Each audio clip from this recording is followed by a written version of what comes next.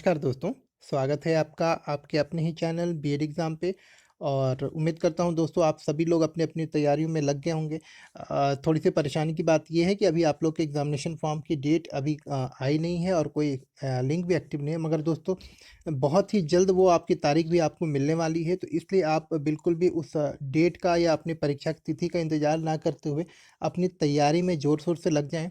और उसी क्रम में मैं आज आप लोगों के लिए असेसमेंट फॉर लर्निंग 2019 के पेपर से कुछ महत्वपूर्ण प्रश्न लेकर आया हूँ, जो कि आपको आपकी आगे की तैयारी करने में काफ़ी मदद भी करेंगे। और साथ ही साथ मैं दोस्तों आपको ये बताना चाहूँगा कि आप अभी आगे चल के इस चैनल के माध्यम से वो ढेर सारे प्रश्न जो आपकी परीक्षाओं में आए हैं, उनके उत्तर सहित हम लोग अभी यहाँ पे डिस्कशन भी करने वाले हैं। तो अगर ये आप चैनल पे अभी नए हैं या आप पहली बार चैनल को देख रहे हैं, तो आप चैनल को सब्सक्राइब कर लें, ताकि वो क्वेश्चन के आंसर साथ ही साथ वो सॉल्यूशन जो भी आपको चाहिए या क्वेश्चंस के होंगे, वो मैं आपको यहाँ प्रोवाइड करूँ, तो उनके नोटिफ़िकेशन के साथ-साथ वो वीडियोज़ भी आपको मिलते रहें। चलिए दोस्तों, पहला क्वेश्चन ले लेते हैं। देखिए इसमें दिया हुआ है कि असतत चर के जो प्रश्न है आपका वो मैं बताता हूँ। प्रश्न ये है कि असतत चर का एक उदाहरण दीजिए। इस तरह से ही कुछ प्रश्न हैं।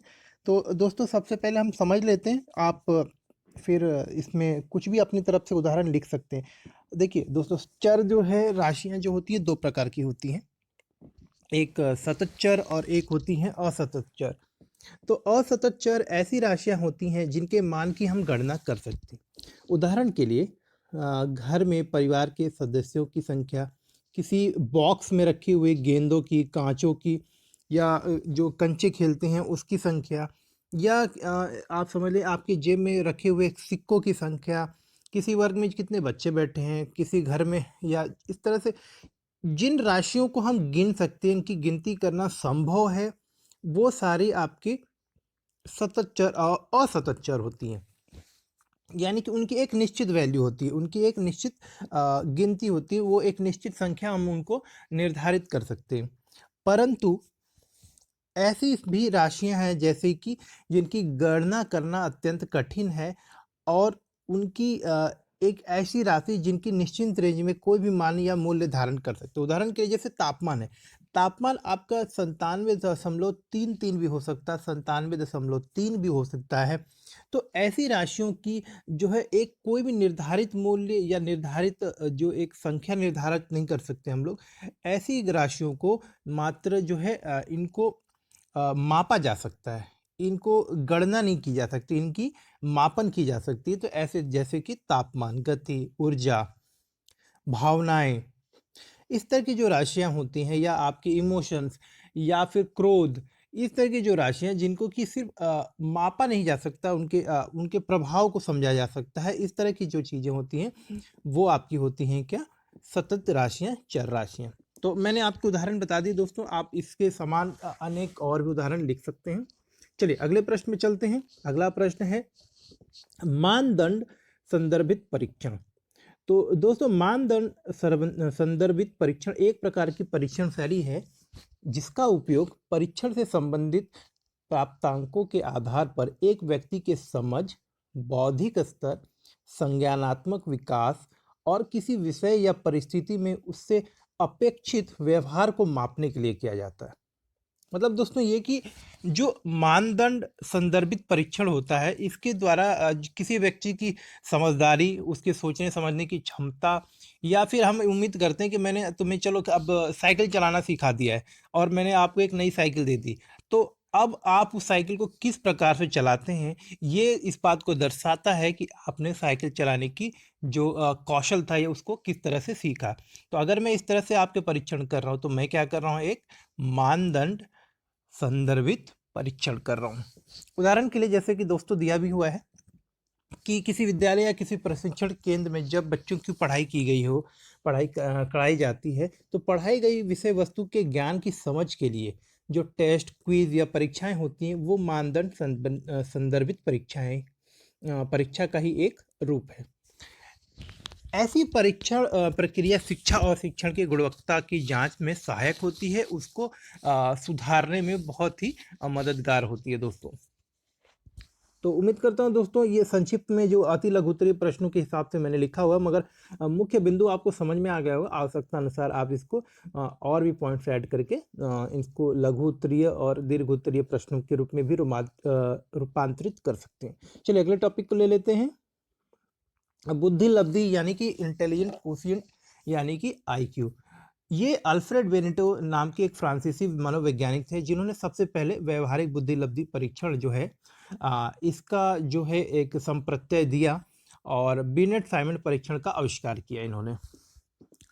तो दोस्तों इंटेलिजेंट क्वोशिएंट है क्या? इंटेलिजेंट क्वोशिएंट एक प्रकार का स्कोर है जो किसी व्यक्ति की संज्ञानात्मक क्षमताओं जैसे कि तर्क करने की क्षमता या फिर किसी परिस्थिति के अनुसार उसके व्यवहार करने की क्षमता को उसके आयु वर्ग के संबंध में मापने के लिए विकसित मानकीकृत परीक्षण के सेटों से प्राप्त होता है।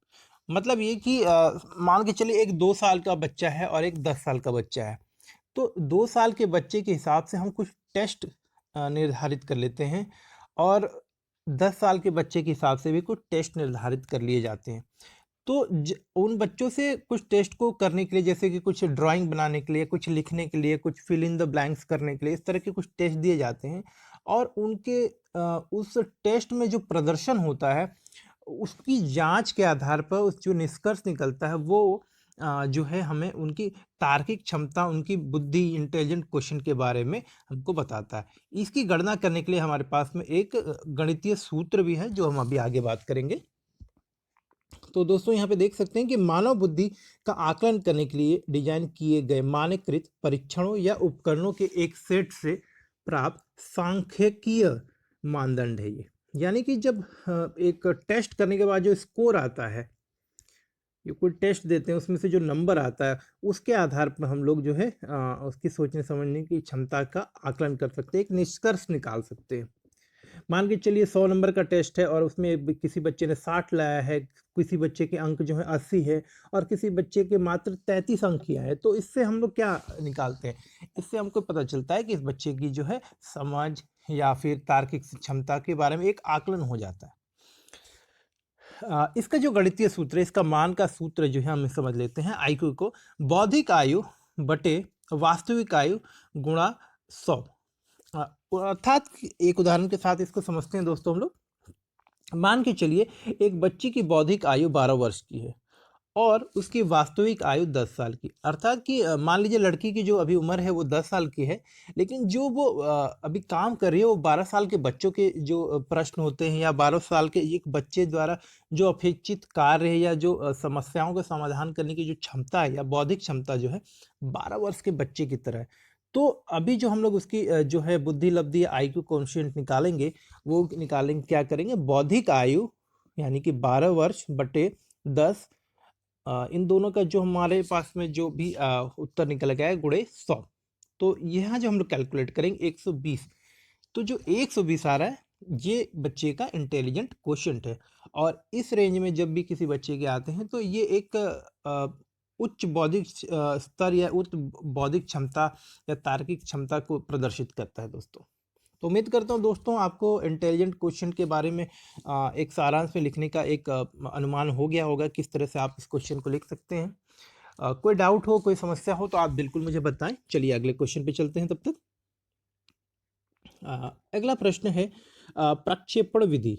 तो दोस्तों प्रक्षेपण जो है शब्द अगर शाब्दिक अर्थ में हम लोग जाए तो इसका अर्थ होता है बाहर फेंकना या दूर फेंकना। तो प्रक्षेपण विधि वास्तविक में जो है दोस्तों किसी व्यक्तित्व को मापने की एक जो है एक प्रक्रिया है, एक शैली है।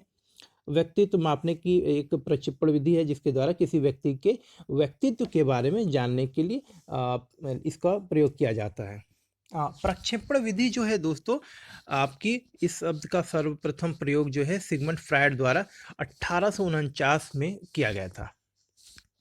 तो प्रक्षेपण विधि में क्या होता है कि कोई मनोवैज्ञानिक या कोई व्यक्ति किसी दूसरे व्यक्ति से कुछ प्रश्नों के माध्यम से कुछ डिज़ाइन करवा के, कुछ पेंटिंग या कोई ड्राइंग करवा के उसके अंदर जो दबी हुई भावनाएं हैं या उसके अंदर जो चीज़ें हैं या जो विचार हैं या जो संवेग हैं उसको बाहर निकालवाने का प्रयास करता है। उसके माध्यम से वो जानना चाहता है कि जिस व्यक्ति का हम लोग जो है व्यक्तित्व मापन करना चाहते हैं या प्रक्षेपण विधि द्वारा जिसका हम लोग जो है अभी जांच करना चाहते हैं उसके अंदर क्या चल रहा है।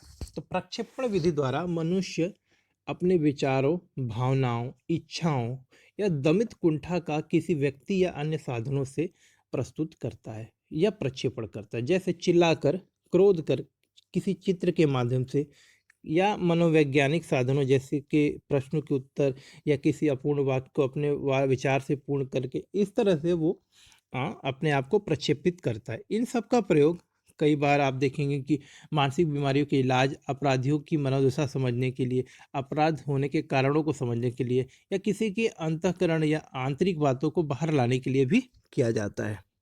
तो उम्मीद करता हूं दोस्तों आपको प्रक्षेपण विधि जो है क्या है, इसका प्रयोग कब किया जाता है और इसके द्वारा क्या लाभ है, इसको हम लोग समझ सकते हैं। अगर इसमें कोई डाउट है, कुछ भी आपको समझ में लग रहा हो कि नहीं मैंने कुछ पॉइंट्स कम बोले तो आप इसमें और भी पॉइंट्स ऐड कर सकते हैं दोस्तों।